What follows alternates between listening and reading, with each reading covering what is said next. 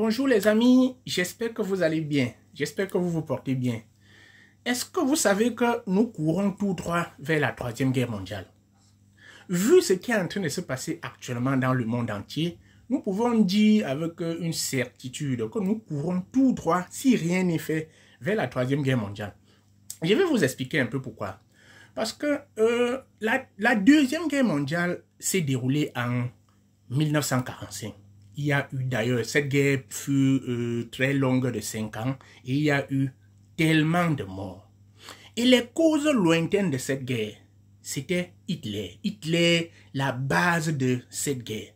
Parce que s'il faut rentrer un peu dans les causes lointaines de cette guerre-là, l'une des causes c'était quoi? Hitler voulait rallier l'Autriche, la Hongrie, bref, c'est un pays qui était aux alentours de l'Allemagne au Reich. Donc le Jacques, il se lève un matin là, il dit que l'Autriche doit devenir une ville allemande. Prendre l'Autriche, tout un pays, il dit que ça devient une ville allemande. Prendre la Hongrie, qui est tout un pays, il dit que ça devient une ville allemande. C'est ce que nous sommes en train de vivre actuellement. Quand vous regardez un peu la guerre qui est en train de se passer en Syrie depuis longtemps, vous savez pourquoi l'Union européenne ou l'ONU ne parvient pas à arrêter le président syrien Bachar el-Assad? C'est parce que la Russie a menacé. C'est parce que la Russie a le droit de veto là-bas. Il y a quelques années, la Turquie a annexé la Crimée. Vous savez pourquoi le président turc n'était pas inquiété pendant ce temps qu'il massacrait les gars en Crimée? C'est parce que le président russe a dit que la première personne qui met sa bouche dans l'affaire là, aura affaire à moi. Voilà la guerre de l'Ukraine qui jusqu'à présent continue à chauffer. Et qui organise la guerre de l'Ukraine? Le président russe. Et vous vous levez un matin comme ça, vous dites que vous allez arrêter quelqu'un comme ça.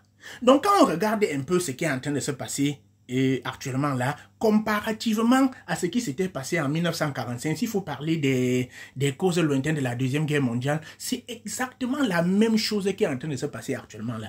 Je ne sais pas si vous voyez un peu ça comme moi les amis. Parce que tout ce que Hitler avait fait en 1945 là, c'est la même chose que M. Poutine, le président russe, est en train de faire actuellement. Et il a les alliés. Il oblige ses alliés à faire comme lui. Donc imaginez un instant, on se lève un matin là, on dit qu'on va arrêter M. Poutine. Les conséquences de la guerre de l'Ukraine sont encore visibles, palpables dans tout le monde entier. Je suis en Turquie. Tous les prix sont revus à la hausse. Tous les prix ont été multipliés par 3 en Turquie parce que à cause de la guerre en Ukraine. Dans tout le monde entier, tout le monde pleure à cause de la guerre en Ukraine. On n'a pas encore fini ça. Vous dites que vous allez arrêter le président russe. Vraiment. Je vais vous expliquer autre chose. Est-ce que vous savez que la Russie a une base même en Afrique? Parce que si vous entrez un peu dans les détails, vous allez vous rendre compte que tous les présidents actuellement en Afrique qui tiennent tête à la France, il y a la Russie derrière, sont soutenus par la Russie. Je m'en vais comme ça vous citer le cas de la République centrafricaine par exemple, le Mali, le Burkina, bref, tout. Si tu vois un pays en Afrique actuellement qui dit aux Français que fichez-moi le camp, il faut savoir que la Russie est derrière. Ça veut dire que si on déclenche la Troisième Guerre mondiale actuellement là, si vous mettez votre plan d'arrêter Monsieur Poutine actuellement là, c'est que la guerre, c'est qu'il aura les alliés même en Afrique. C'est que même les Africains vont se combattre pour lui. Et ça sera la catastrophe les amis. Ça sera très grave.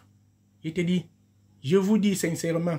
Parce que nous, on ne parvient pas déjà à supporter tout ce que la guerre de l'Ukraine a laissé comme conséquence. On n'a pas encore digéré tout ça. Vous vous levez un matin, vous dites que vous allez arrêter Poutine. Ah, vraiment, je ne sais pas si vous êtes en train d'analyser ça comme moi.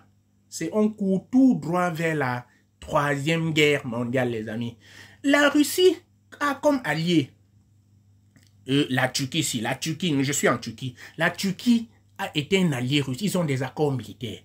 La Russie a comme allié la Corée du Nord. Vous voyez le président Kim Jong-un, le président de la Corée du Nord, que les Américains ne parviennent pas à contrôler. Parce que eux, que ce soit la Corée du Nord ou la Russie, ils ont l'arme de destruction massive. À porte durée. Le genre d'arme que si il se lève un matin là, il a une arme comme ça sur la France. C'est qu'on ne va plus jamais parler de la France, les amis. c'est qu'on ne va plus jamais parler de la France. Ça sera un peu comme la bombe qu'on avait larguée en 1945 à Hiroshima. Ça a effacé Hiroshima sur la carte du monde. Donc, c'est un peu ça. Donc, regardez un peu dans ce sens-là. Si la Cour pénale internationale met ses menaces à exécution, arrête le président russe, imaginez vous-même ce qui va se passer. Parce que tous ces alliés que j'ai cités là, personne ne va accepter qu'on arrête le président russe.